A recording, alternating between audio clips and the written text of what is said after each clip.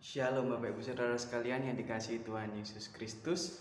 Berjumpa kembali dalam Mimbar Gemar Online edisi hari ini Senin 2 Oktober 2023, di mana pada kesempatan hari ini saya akan berbagi sebagian dari firman Tuhan untuk kita renungkan bersama-sama. Di mana pada kesempatan ini firman Tuhan terambil dari Markus pasal yang ke-10 ayat yang ke-28 sampai 31, di mana di sini memiliki perikop upah mengikut Yesus. Diceritakan di sini bahwa setelah di perikop sebelumnya diceritakan Tuhan Yesus yang memberikan perumpamaan bahwa sulitnya seseorang yang kaya untuk masuk surga, di mana lebih mudah seekor unta untuk masuk ke lubang jarum daripada seorang yang kaya untuk masuk ke dalam kerajaan Allah. Di sini pun para murid akhirnya bisa dikatakan gempar atau kaget ya. Lalu mereka bertanya-tanya, lalu siapa Tuhan yang bisa masuk ke kerajaan surga nanti? Lalu di sini Petrus, salah satu murid, bertanya kepada Yesus, "Kami telah meninggalkan segala sesuatu dan mengikut Engkau." Di sini yang dimaksud Petrus itu bisa kita artikan ia ingin mendapatkan sebuah konfirmasi atau kepastian dari Tuhan Yesus bahwa apa yang ia lakukan ini sudah benar atau bisa memastikan bahwa ia akan menjadi salah satu dari yang masuk ke kerajaan surga. Maka Tuhan pun menjawab, "Aku berkata kepadamu, sesungguhnya setiap orang yang karena aku dan karena Injil meninggalkan rumahnya, saudaranya laki-laki atau saudaranya perempuan, ibunya atau bapaknya, anak-anaknya atau ladangnya, orang itu sekarang pada masa ini juga akan menerima kembali 100 kali lipat rumah, saudara laki-laki, saudara perempuan, ibu, anak, dan ladang, sekalipun disertai berbagai penganiayaan, dan pada zamannya akan datang ia akan menerima hidup yang kekal." Nah, di sini bisa kita lihat bahwa Tuhan pun memberikan jawaban yang pasti dan janji yang pasti kepada pertanyaan Petrus, di mana Tuhan menyatakan bahwa apabila kita istilahnya di sini meninggalkan rumah, saudaranya, laki-laki, perempuan, orang tuanya, atau ladangnya, atau bisa kita sebut pekerjaan kita, untuk mengikut Yesus, maka di saat itu juga kita sudah mendapatkan imbalan yang berlipat-lipat ganda nanti di kekekalan, apabila kita bisa menyelesaikan semua tugas-tugas dan tantangan yang harus kita hadapi. Di sini kita bisa belajar bahwa dari jawaban yang diberikan Tuhan berkehendak supaya dalam kehidupan kita di atas segalanya itu kita mengutamakan Tuhan, membuat Tuhan menjadi yang nomor satu di atas segala-galanya, di mana di sini bisa kita artikan bahwa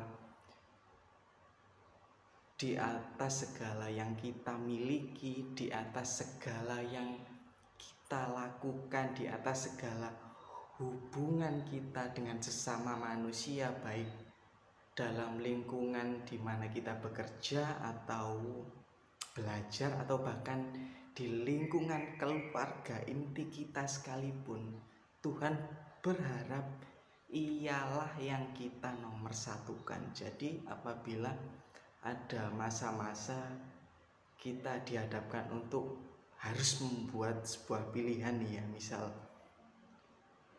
misal dalam kerjaan, ayo kamu milih kerjaanmu atau memilih untuk pelayananmu di gereja dan sebagainya, contohnya seperti itu ya, maka Tuhan ingin supaya kita itu mengutamakan kewajiban kita kepada Tuhan. Nah, di sini juga kita bisa artikan bahwa di dalam kehidupan kita, dalam hubungan sama manusia pun kan kadang ada ya mungkin orang-orang terdekat kita yang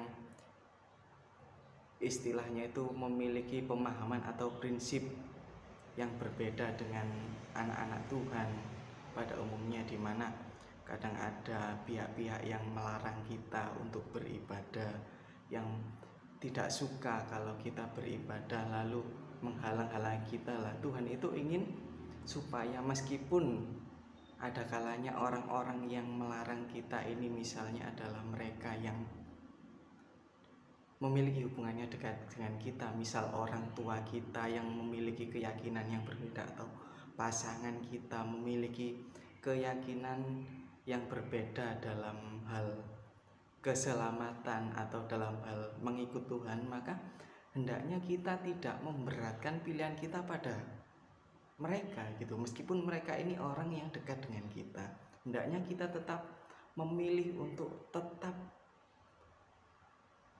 dengan segenap hati melangkah untuk mengikut Tuhan, karena pada dasarnya kebenaran yang sejati itu ada dalam Tuhan. Jadi bukan hanya karena orang ini dekat dengan saya, orang ini orang tua saya, keluarga saya atau pasangan saya, lalu apa yang mereka kehendaki itu harus selalu kita ikuti, karena kadang ada keinginan-keinginan yang tidak sesuai dengan apa yang dikehendaki Tuhan, dan di situ kita harus tetap memiliki pemahaman yang benar akan kebenaran firman, di mana kita harus tetap memilih sesuai dengan apa yang dikehendaki Tuhan. Begitupun dengan di saat kita diperhadapkan dalam zona nyaman kita, misalnya hari Minggu, apalagi sekarang sudah ada yang namanya ibadah online, live streaming. Ya sudah, aku di rumah saja, nggak usah datang ke gereja, ikut ibadah lewat HP saja, lewat live streaming dan sebagainya lah. Di sini pun kita dituntut untuk berani melangkah keluar dari zona nyaman dan mengutamakan pengabdian kita, pelayanan kita kepada Tuhan dengan mengambil langkah nyata, di mana mungkin kita memiliki tempat beribadah yang jauh, gereja kita letaknya jauh di sana. Kita harus rela dan mau berkorban waktu, tenaga, biaya dan sebagainya untuk melangkah pergi pelayanan ke gereja. Memang dalam penerapannya pasti tidak mudah, karena segalanya itu harus mengorbankan apa yang kita miliki, harus mementingkan kehendak Tuhan dan mengalahkan kedagingan, baik secara psikis maupun secara fisik, baik secara moral maupun materi. Di situ pastinya kita harus berjuang, bersusah payah dalam menggapai apa yang dikehendaki Tuhan itu. Namun hendaknya kita tidak menyerah, karena di sini di ayat yang ke-29 dan 30 terpampang nyata Tuhan Yesus menyatakan dengan jelas bahwa apabila kita rela untuk mengorbankan, meninggalkan segala yang istilahnya mengikat kita di dunia ini dan melangkah untuk mengikut Tuhan, maka nanti di kekekalan Tuhan akan menyediakan segalanya berlipat-lipat ganda. Meskipun dalam prosesnya di sini diterapkan kita akan sekalipun disertai berbagai penganiayaan pada zaman yang akan datang. Di sini Tuhan pun berkata bahwa kedepannya itu akan semakin sulit, di mana hari-hari kita dalam ikut Yesus akan banyak tantangan, halangan, rintangan, godaan. Dan Tuhan pun juga sudah memperingatkan kita di ayat yang ke-31. Tetapi banyak orang yang terdahulu akan menjadi yang terakhir, dan yang terakhir akan menjadi yang terdahulu. Hendaknya kita semua yang bisa dibilang sudah mengenal Tuhan sejak dini, sejak dari dulu, hendaknya jangan sampai kita dalam perjalanan kita ke depannya suatu saat nanti lalu kita lengah, kita istilahnya terlena dan terpleset lalu jatuh. Jangan sampai kita yang sebenarnya istilahnya dalam mengikut Tuhan sudah berada di barisan depan, lalu dalam prosesnya ke depan di tahap-tahap akhir kita terjatuh, terpleset, dan pada akhirnya kita mundur ke urutan yang ke belakang, bahkan tertinggal bisa-bisa ya. Jangan sampai. Maka hendaknya melalui apa yang sudah disediakan Tuhan di waktu-waktu sekarang ini, melalui firman yang sudah Tuhan sediakan di Alkitab, dan sekarang lebih canggih di gadget kita juga ada, melalui ibadah-ibadah persekutuan yang ada di komunitas kita, di gereja kita, hendaknya kita dengan penuh semangat mengikuti, karena janji Tuhan di kekekalan itu nyata dan bisa kita pegang. Hendaknya renungan pada hari ini bisa mengingatkan kita untuk senantiasa setia, senantiasa berjaga-jaga, senantiasa bersemangat dalam mengikut Tuhan. Tinggalkan apa yang membelenggu kita di dunia ini, karena janji Tuhan di kekekalan nanti adalah ya dan amin. Mari kita berdoa. Bapa kami dalam kerajaan sorga, kami bersyukur atas firman yang telah Engkau berikan kepada kami pada pagi hari ini, yang mengajarkan kami bahwa apabila kami rela meninggalkan segala hal yang membelenggu, mengikat kami dalam dunia ini, Engkau telah menyediakan segalanya berlipat kali ganda dalam kekekalan nanti.